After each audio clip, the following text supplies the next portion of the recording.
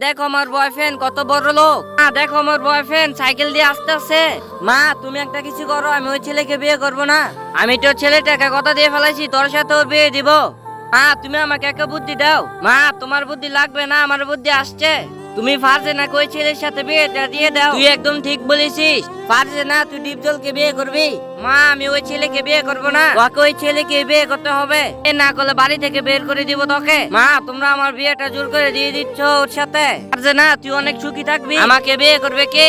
যে ফারজানা বিয়ে করবে আপনাকে। ফারজানা তুই ডিপজলের সাথে চলে যা।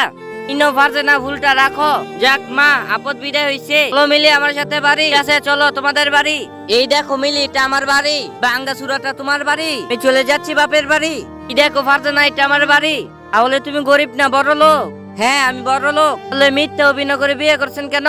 এটা দেখার জন্য কে লোভী কে ভালো। বন্ধুরা লাইক সাবস্ক্রাইব করে দাও।